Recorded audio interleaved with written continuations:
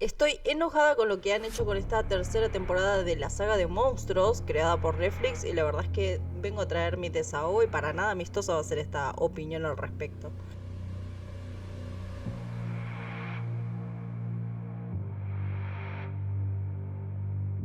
Hola gente, ¿cómo están? ¿Cómo andan? Espero que muy bien. Bienvenidos una vez más a este canal. Yo soy Dami y en esta ocasión vamos a hablar de una serie antológica criminal de estas que pertenece a la saga de Monsters, creada por la propia Netflix, que ya vimos que en la primera temporada habló sobre la historia del asesino serial Jeffrey Dahmer. En la segunda temporada tuvimos la historia de los hermanos Menéndez y bueno, en esta tercera entrega nos trae la historia del asesino Ed Gein. Un asesino serial bastante icónico, ¿no? Que llevó a cabo inspiración a ciertos autores para crear determinados personajes, como por ejemplo Leatherface, lo que conlleva la masacre de Texas en general. Tenemos a Buffalo Bills, que es justamente el asesino del silencio de los corderos, y por otro lado otros personajes también icónicos como Norman Bates en Psicosis. La verdad debo decir que le tenía grandes expectativas a esta tercera temporada porque nada, Endgame es un asesino que es bastante icónico, ¿no? En lo que vendría a ser la cartilla de asesinos seriales a las que uno generalmente acude a ver ciertos documentales y demás, y por llamarse así como el primer asesino serial, bueno, jugó un poquito, ¿no?, con la propaganda y el marketing para poder atraer al espectador a ver esta tercera temporada. Y bueno, tenía la vara bastante alta, ¿no? Sin embargo, debo decir que nada, me parece una caradurez total volverlo como una especie de ídolo, porque romantizar al asesino en pos de crear cierta empatía del espectador hacia el personaje y su historia, puso aún más en riesgo a estas series antológicas que presenta Netflix a lo largo de estos años con estas tres temporadas. Porque sinceramente creo que han hecho eso, han romantizado a personajes que no deberían tomarse como tal. Esto ya me había pasado también con la propia serie de Dahmer, ¿no? La primera temporada, que de por sí sostengo que es la mejor de las tres, me parece que es la mejor trabajada, vamos a decir, pero ya había bastantes cosas raras, ¿no? Sobre todo con respecto a esto de la romantización, que no, no me parecía justo. De hecho, hay un capítulo en sí que se centra en esta romantización que él hacía hacia una de sus víctimas, que tuvo gran repercusión en la vida real, porque justamente esto cayó muy mal al círculo familiar de las víctimas y obviamente no gustó para nada. Con la historia de los hermanos Menéndez también me pasó algo muy parecido, me pareció una historia bastante insípida aparte, y no me terminó de atrapar del todo, y bueno, también fue muy redundante con esto, ¿no? De crear empatía hacia, justamente hacia los victimarios. Pero en esta tercera temporada siento que se pasaron como tres pueblos, porque de verdad no me parece bien, no me parece para nada bien el hecho de sexualizar e idolatrar a un personaje a tal punto de que el último episodio fue todo un bochorno para mí, fue el peor sin dudas. Termina esto por darte la sensación de querer victimizar al victimario, siendo este objeto de abuso de una figura tan autoritaria como su madre, el cual indagaron mucho, la verdad, en la historia, en esta parte de la vida de Ed Gein y los traumas que esto mismo ocasionó. Y quizás digamos que es lo más correcto de la serie, pero todo queda en segundo plano al fin y al cabo. Porque la realidad es que sí, que podés concientizar sobre obviamente los trastornos mentales, la salud mental deteriorado de un ser humano que es capaz de llegar a cualquier cosa cuando exista el detonante justo, ¿no? En el cual ya no va a haber marcha atrás, y hablar y encarar estos temas sería lo correcto para este tipo de productos, y la verdad es que hay ciertas producciones que lo hacen muy bien. De hecho, un conocedor como por ejemplo David Fincher, que sabe captar estos temas a la perfección y los amplía muy bien en sus producciones, un ejemplo claro de esto es su serie Mindhunter. Mindhunter, que es una serie increíble que indaga justamente en lo más oscuro de la vida de estos asesinos seriales para encontrar justamente esos patrones justos que lleven a premeditar las acciones de otros futuros asesinos. Y qué bronca Netflix, en serio. En el momento final, o sea, qué feo jugar así con el fan espectador de la serie de Mindhunter, que espera justamente la vuelta de esta serie, que todavía hay como hay un rumor, ¿no?, de que supuestamente quieren traerla en formato de una trilogía y demás, pero bueno, es una serie que la cancelaste vos, Netflix, porque supuestamente cuesta muchísimo producirla, que bueno, no puede constar de que sea así, pero bueno, no preservaron una serie que es buenísima, que tiene la atención de muchos aficionados, que es muy halagada a nivel ficción, y en esta escena final juegan muchísimo con eso, porque claro, ponen una cámara bastante alejada en la que se están acercando dos agentes Y mientras se van acercando más a la cámara, yo estaba por pegar un grito porque pensaba de verdad que eran justamente los agentes Holden Ford y Bill Tech de la serie de Mindhunter. Y estaba pensando, ¿será que Netflix de verdad quiere unir la serie de Monsters con la serie de Mindhunter? Pero bueno, no, resulta que pusieron a otros actores que bueno, interpretan a los verdaderos agentes de Mindhunter, vamos a decirlo de alguna forma, ¿no? Porque sabemos que los actores que interpretaron a Holden Ford y a Bill Tech son justamente inspiraciones, ¿no? De los verdaderos agentes, que era John Douglas y Robert Ressler. Así que, bueno, en este caso quisieron como retractar a los verdaderos agentes, por decirlo de alguna forma, pero bueno, fue horrible cómo jugaron con eso.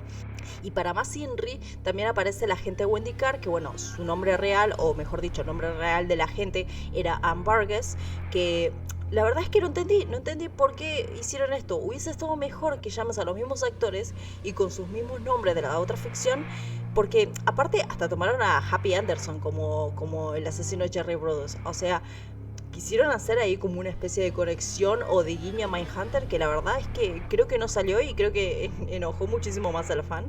Y no me vale la excusa de que querés tomar los nombres reales porque justamente querés que sea una serie realista, porque no. De hecho, los agentes que se presentan en esta serie se parecen muchísimo más a los agentes Holden Ford y Bill Tech de la serie Mindhunter que a los propios originales. Así que no, realista las bolas. Porque esta temporada también se tomó bastante licencia, vamos a decir. Como por ejemplo, el hecho de que Ed Gein utilizó una motosierra, ¿no? Es totalmente ficticio, porque no, esto no existió realmente. Él nunca asesinó tampoco a esas dos personas con una motosierra. Fue una simple inspiración que tuvieron los autores para crear la masacre de Texas, pero nada, simplemente más que nada fue el hecho de crear o tener una cierta inspiración por el personaje de Leatherface en cuanto a las acciones que tenía Endgame, de justamente sacarle el rostro a sus víctimas y ponérselos, pero nada más. El tema de la motosierra es totalmente ficticio, nadie se cree eso. Otra cosa también es el personaje de Adeline, que la verdad es que nunca, en la vida real nunca tuvo una relación tan estrecha con el personaje de Ed Gein. De hecho, compartían ciertas atracciones, ¿verdad? Por los crímenes y ese morbo que se conocía por las atrocidades que se hacían en la guerra y demás, pero no hubo más allá de eso. Sí es verdad que él le pidió matrimonio a ella y ella automáticamente le dijo que no, y no hubo más contacto. Acá todo eso se estira como un chicle.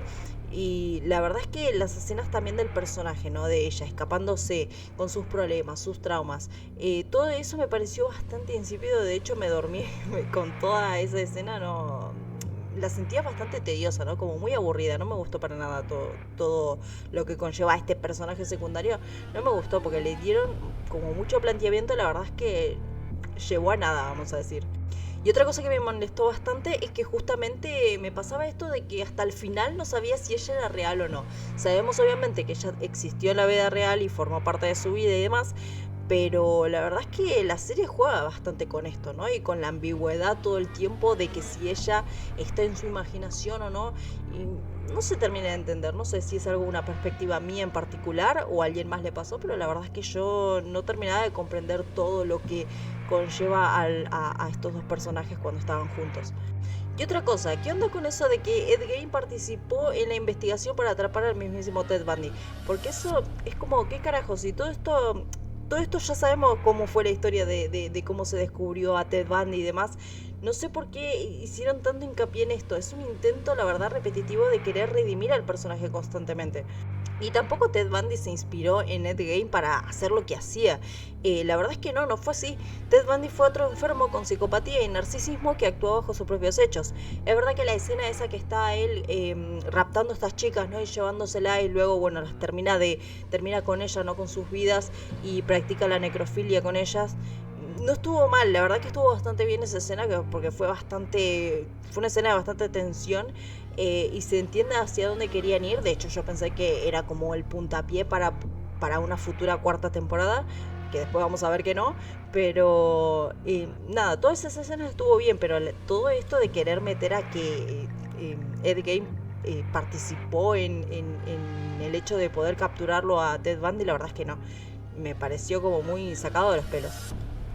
Y bueno, por último, la muerte del hermano, ¿no? Que en realidad no se sabe en qué circunstancias se dieron. Sí, es verdad que se dieron en circunstancias bastante extrañas, que deja la imaginación y a la ambigüedad de que Ed Gein pudo participar en la muerte de este. Y realmente no hay una confirmación o ciencia cierta, ¿no? Pero bueno, en la serie lo dejan entrever de que sí, de que fue por él. Pero bueno, son cosas y dudas que quedaron en el aire. Y la verdad que esta historia se sostiene por la genial interpretación de Charlie Hunnam, que como este actor lo da todo frente a una historia que tiene una narrativa caótica y torpe. Además de que se sostiene por vaivenes como del pasado, del presente, tiene una estructura bastante inestable, ¿no? Que quiere entrelazar historias de unos con otros. No sé, no se logra entender, no sé qué quisieron hacer realmente. Parece el homenaje a un héroe caído o algo parecido. Y la escena final es un bochorno. Es pésima. La verdad es que llega un momento en que te da un poquito de vergüenza ajena. Como si lo recibieran al paraíso, ¿no? Todos felicitándolo por haber dejado una especie de legado, de, no sé, de inspiración para el arte y para todos aquellos asesinos que posta, no tienen cabida, no tienen relación unos con otros. Es como, no sé qué quisieron hacer con toda esta escena que posta me pareció lo más como la frutillita de la torta, ¿no? Para poder terminar con una serie que estuvo mal planteada desde un principio.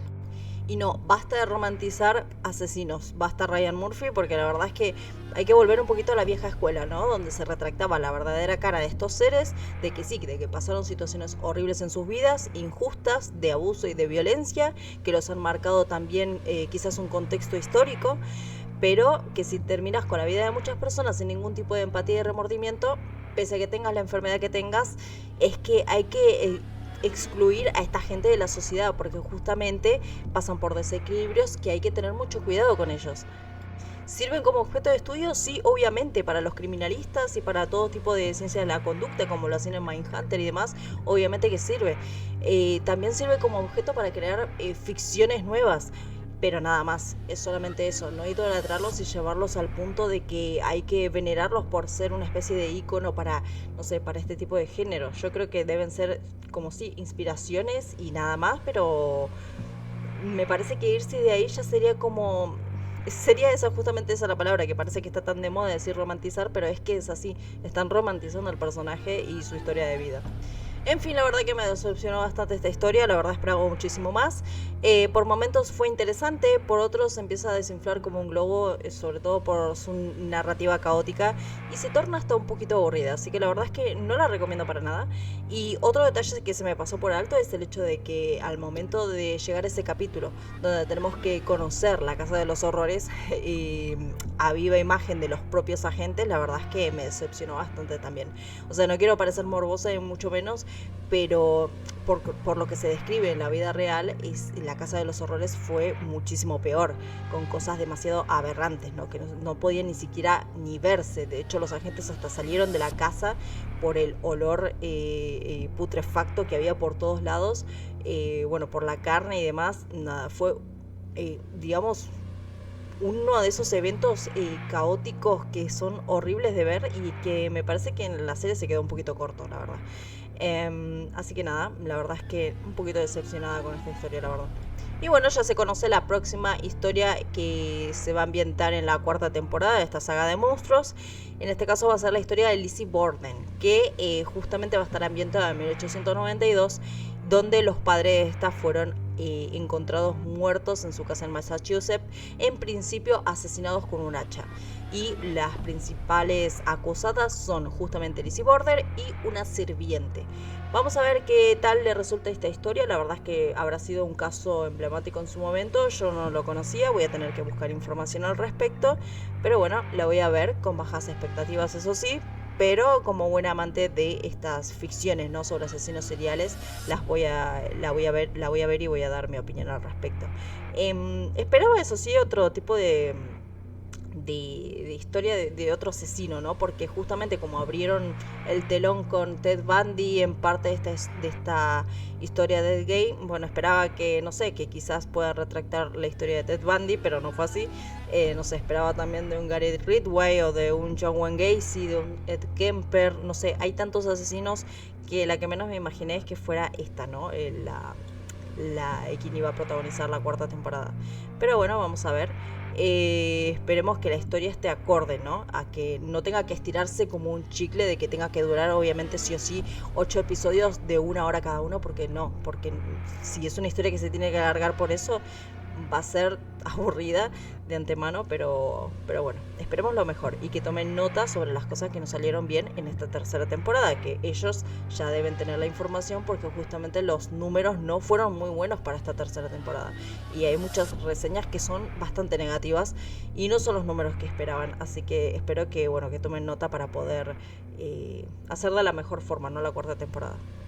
Y bueno, gente, hasta acá mi opinión del día de hoy, que fue una opinión bastante breve. La verdad es que tarde pero seguro pude ver esta serie y les traigo mi opinión para, por si les sirve, porque la verdad es que hay que hablar sobre esto, ¿no? Porque son cositas que no me terminan de convencer en las ficciones de hoy en día, sobre todo que está produciendo Netflix, y es necesario que se hable sobre ellas. Si llegaste hasta acá, te pido que te dejes un buen like y que te suscribas, que eso ayuda muchísimo al canal. Bueno, muchas gracias por ver. Nos vemos en la próxima con mucho más contenido relacionado a este. Yo soy Dami y esta es la corte de Revan. Les mando un beso grande y que la fuerza los acompañe. Adiós.